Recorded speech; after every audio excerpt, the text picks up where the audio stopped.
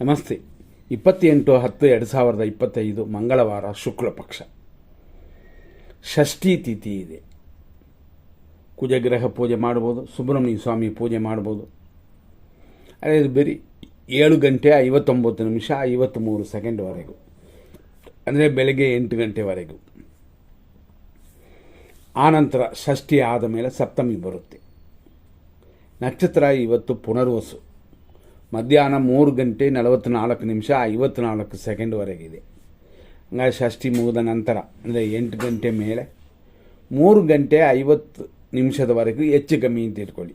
ಅಂದರೆ 3:45 ಹಂಗಾಗಿ 3:45 ಆ ನಕ್ಷತ್ರ ಇರೋದರಿಂದ, ಅದರಲ್ಲೂ ಕಾರ್ಯಸಿದ್ಧಿ ಮಿತ್ರತ್ವ ಇರೋದರಿಂದ ಶುಭ ಸಮಯವಾಗಿದೆ. ಆದರೆ ಮಂಗಳವಾರ ನಿಮಗೆ ತೊಂದರೆ ಇಲ್ಲ ಅಂತಂದರೆ ಖಂಡಿತವಾಗಿಯೂ ಒಳ್ಳೆಯ ಸಮಯ, ಒಳ್ಳೆಯ ಕಾರ್ಯಗಳನ್ನು ಮಾಡ್ಬೋದು. ಸುಕರ್ಮ ಯೋಗವಿದೆ.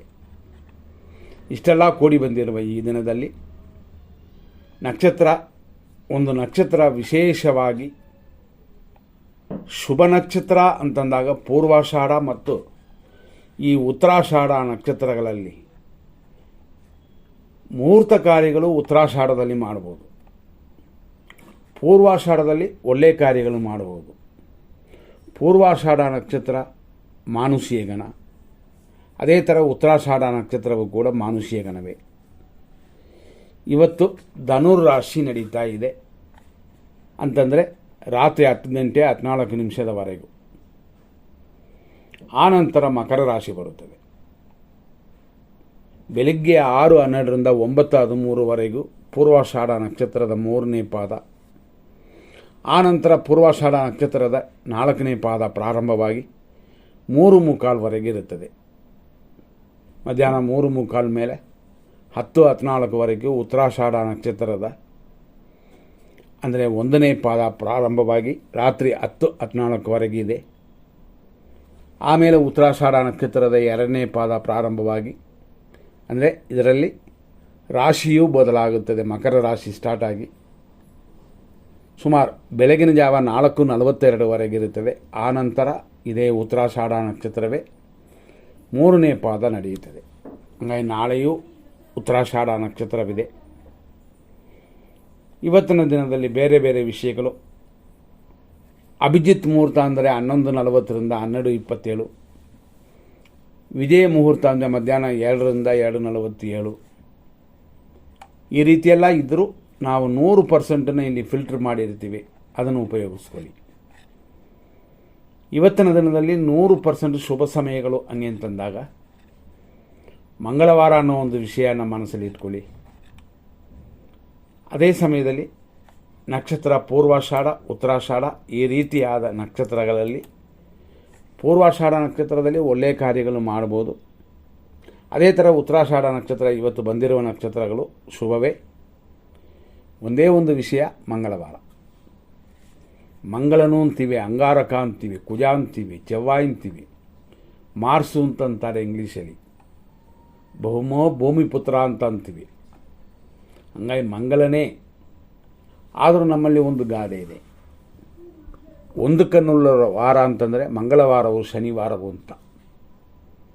ಆ ದೃಷ್ಟಿ ಬಗ್ಗೆ ಆಗಿದೆ. ಆದರೂ ಅವರವರ ಜಾತಕದಲ್ಲಿ ಮಂಗಲನು ಅಂಗಾರಕ ಮೇಷರಾಶಿ ಅಥವಾ ವೃಶ್ಚಿಕ ರಾಶಿ ಅಥವಾ ಮಕರ ರಾಶಿಯಲ್ಲಿ ಇದ್ದರೆ ಶುಭವನ್ನು ನೀಡುತ್ತಾನೆ. ಸಿಂಹರಾಶಿಯಲ್ಲಿ ಜನ್ಮ ಲಗ್ನ ಅಥವಾ 6ನೇ ಮನೆಯಲ್ಲಿ ಕೂತಿದ್ದರೂ ಶುಭವಾಗಿರುತ್ತದೆ. ಇದೆಲ್ಲ ಜಾತಕನೂ ನೋಡಿನೂ ತೀರ್ಮಾನ ಮಾಡ್ಬೋದು. ಹಂಗಾಗಿ ನಿಮ್ಮ ಜಾತಕನ ಫುಲ್ಲು ನೋಡಿದ್ರೇ ಅದರ ಪವರ್. ಅದು ಅಲ್ಲದೆ ಕುಜನ ಪವರ್ನ ನೋಡಬೇಕು ಅಂದರೆ ಬೇರೆ ಬೇರೆ ರೀತಿಯಲ್ಲಿ ನೋಡಬೇಕು. ಪ್ರಸ್ತಾರ ವರ್ಗದಲ್ಲಿ ನೋಡಬೇಕು. 16 ಕುಂಡಲಿಗಳಲ್ಲಿ, ಹಂಗಾಗಿ D3 D4 ಅಂತ ಅದು ತಿಳಿದವರೆಗೂ ಗೊತ್ತು. ಆ ಥರ ವಿಂಗಡಿಸಿ ನೋಡಿರುವ, ಈಗ D9 ಹಂಗೆ ಅಂತಂತೀವಿ ಅಂತ ಇಟ್ಕೊಳ್ಳಿ, ನವಾಂಶ ಕುಂಡಲಿ ಅಂತ ಅರ್ಥ. ಹಂಗಾಗಿ ಬರೀ ರಾಶಿ ಕುಂಡಲಿ ಅಲ್ಲದೆ 16 ಷೋಡಶಾಂಶ ವರ್ಗಗಳಲ್ಲಿ ಅವನ ಪವರ್ ಎಷ್ಟಿರುವ ಅಂತ ನೋಡ್ಬೋದು. ಈ ರೀತಿ ಮತ್ತು ಪಿನ್ನಾಷ್ಟಕ ವರ್ಗ ಅಥವಾ ಪ್ರಸ್ತಾರ ವರ್ಗಗಳು ಅಂತೀವಿ. ಇದರಲ್ಲಿ ಕುಜನ ಪವರ್ನ ನೋಡಿ ತೀರ್ಮಾನ ಮಾಡಿದರೆ ಖಂಡಿತವಾಗಿ ಶುಭವಾಗಿರುತ್ತದೆ. ಅದಕ್ಕೆಲ್ಲ ಒಂದು ಜಾತಕನ ಪೂರ್ತಿ ಪರಿಗಣಿಸಬೇಕು.